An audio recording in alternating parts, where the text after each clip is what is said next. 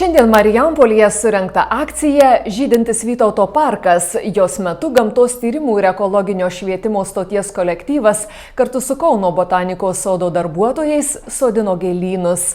Akcijos rengėjai tikisi, kad Vytauto parkas šiais metais taps pačiu gražiausiu parku Lietuvoje. Antri metai Vytauto parkas puošiamas išskirtinėmis retesnėmis gėlėmis nei kitos miesto viešosios erdvės. Šį kartą parkų puoselėtoja Marijampolės Gamtos tyrimų ir ekologinio švietimo stotis kartu su Kauno botanikos sodo darbuotojais surengė akciją Žydintis Vytauto parkas. Marijampolės meras Vidmantas Brazys pasveikinęs talkininkus dėkojo jiems už miesto gražinimą. Šiandien sodysim iš tikrųjų 2 gėlynus. Tai viena tokį turbūt, reiškia, paradinį daly poliklinikos, tai atkartosim toks kaip pernai buvo panašiai. Na, o tas mūsų garsusis gėlynas, kuris ligoninės kieme yra poliklinikos, tai čia apie ketinam į kokią 40 gal veislių sodinti gėlių. Tai sodinsim tokiu laisvu principu, derindami gėlių spalvą, formą ir aukštį. Na ir dar pasistengsim, kad tas gėlynas vakarais kvepėtų ir čia vėl skleistų malonų kvapą. Kadangi esam botanikos sodas, visų pirma, tai mes stengiamės žmonėms parodyti gėlių įvairovę. Ir gal ne tik ir įvairovę, gal ir istoriją gėlių. Sakykime, mes naudojam ir laukinės gėlės, tarkim, naudojam laukinės petunijas, naudojam senovinės veislės, naudojam modernės veislės.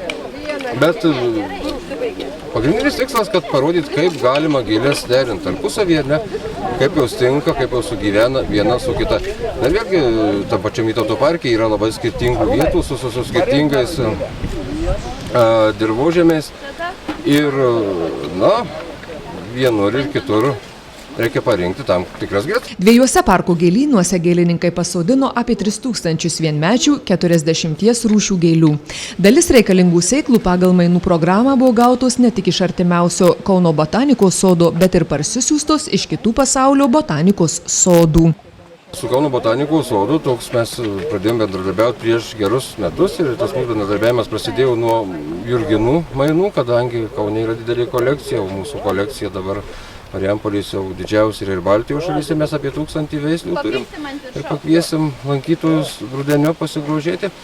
Na, toliau keitėmės augalais, važiavom kažkokius renginius bendrai, tai bendradarbiauti visada malonu yra ir smagu, nes pamatai, kaip kiti dirba, jie pamato, kaip mes dirbam. Na ir tas labai, manyčiau, į naudą vienam sodui ir kitam sodui. Manyčiau, kad ne tik su Kaunu, su kitais sodais reikėtų pradėti, kiek, reiškia, turėsim laiko intensyviau draugauti. Tarkim, neseniai dabar pradėjom su Tartu sodu tokią pažintį, tai manau, kad šitų bendravimų tikrai bus ir Marijampolė sulauks botanikų ne tik iš Lietuvos, bet ir iš kitų šalių miestų. Visuose atnaujinto Vytauto parko gėlynuose auga apie 200 skirtingų rūšių augalų, jų čia priskaičiuojama apie 15 000. Šiemet gėlynais bus galima ne tik grožėtis, planuojama surašyti jų veisles, kad gėlynai atliktų ir edukacinę funkciją.